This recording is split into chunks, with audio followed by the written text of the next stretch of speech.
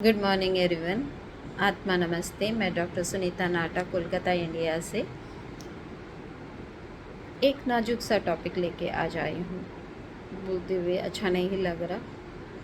ये topic India के लिए तो नहीं होना चाहिए था, पर संस्कार बदल रहे हैं, समय बदल रहा है, लोग बदल रहे हैं, हमारे बच्चे बदल रहे हैं, हम खुद बदल रहे हैं, तो इस टॉपिक की बहुत ज़्यादा ज़रूरत पड़ गई।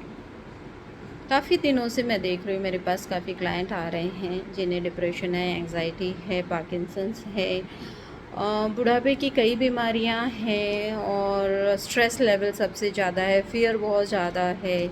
जब डीपर डाउन डिग किया गया, पूछा गया, समझा गया, तो सबकी मोस्टली एक ही काम कॉमन जो आ रही थी, एक थी कि उनके पास सोर्स ऑफ इनकम नहीं है, इधर वो रिटायर्ड हैं या काम नहीं कर रहे, और दूसरी बात है कि जितना भी उनके पास अर्निंग थी, उन्होंने बच्चों की परवरिश में, बच्चों को बड़ा करने में, उनकी शादी करने में, उनको लिए घर खरीदने में, उनके लिए सब कुछ करने में लगा दिया, और उनके पास जमा पूंजी उतनी नहीं है जिससे वो अपना खर्चा निकाल सकें।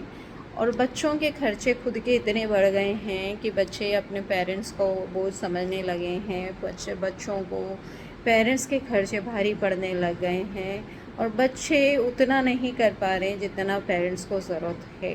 तो ये एक थिन लाइन गैप आ गई है, और बुढ़ापे में असहाय हो जाते हैं, कमाने लायक नहीं रहते हैं, फिज़िकली भी बॉडी उतना ज़्यादा फिट नहीं है, तो और ज़्यादा चिड़चिड़ापन रहता है, मेंटल स्ट्रेस और ज़्यादा जल्दी आ जाता है, मेमोरी लॉस होना शुरू हो जाता है, हमारे ब्रेन सेल्स ड्राई होना शुरू हो जाते हैं। तो इन सब प्रॉब्लम्स को जब समय बदल रहा है, दुनिया बदल रही है, हमारे बच्चे और हम भी बदल रहे हैं, पश्चिम की सभ्यता इंडिया में आ चुकी है, वहाँ के लोगों की देखा देखी करके हमारे बच्चे भी वैसे ही हो गए हैं, सिर्फ अर्निंग और स्पेंडिंग में लाइफ गुजार रहे हैं।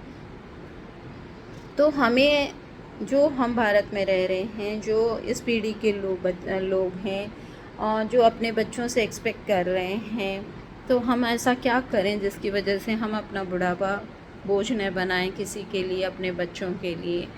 इंडिया में एक संस्कृति रही है शुरू से ही जॉइंट फैमिली की, और हम एक दूसरे पर निर्भर रहने की आदत है हमें, मगर अब न्यूक्लियर फैमिली का चलन आ गया है, तो हमें सेल्फ डिपेंडेंट बनना पड़ेगा।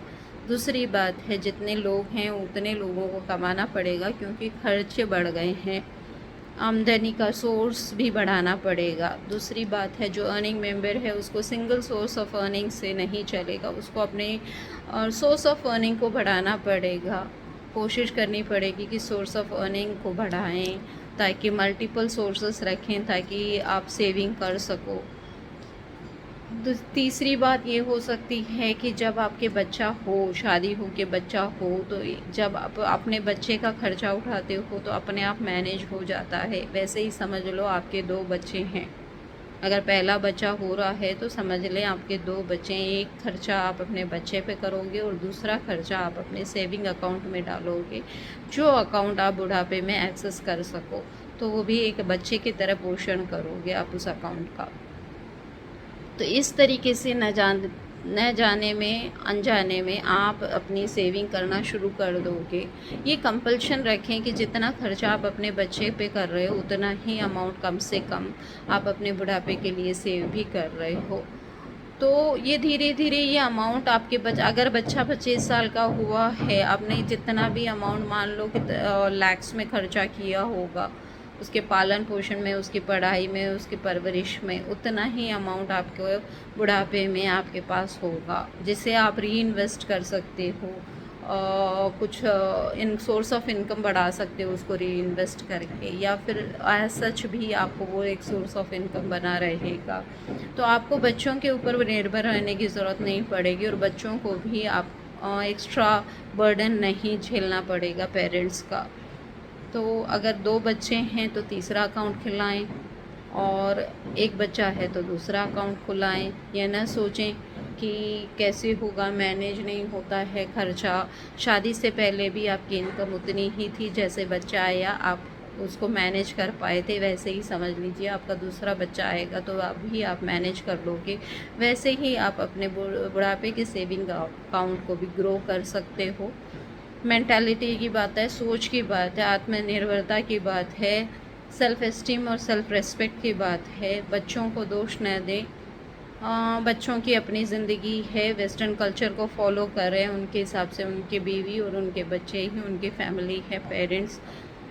ह्यूमन साइकोलॉजी के हिसाब से इंसान सबसे ज़्यादा स्वार्थी है। जब बच्चा पैदा होता है तो उसको फ्यूचर ब्राइट दिखता है, ग्रोथ दिखता है, लेकिन ह्यूमन साइकोलॉजी के हिसाब से पेरेंट्स में ग्रोथ नहीं दिखती, तो इंटरेस्ट कम होता है बच्चों का, उनको इन्वेस्ट करना सही नहीं लगता। सबकॉन्शियसली, कॉन्शियसली नहीं बोल रही हूँ, कोई नहीं करता अपने पेरेंट्स के लिए, बट सबकॉन्शियसली अवचेतन मन उसी तरह प्रोग्राम हुआ है कि जो हमें फ़ायदा देता है हम उसमें इन्वेस्ट करते हैं, और जो हमें फ़ायदा नहीं देता उसमें हम नहीं इन्वेस्ट करते।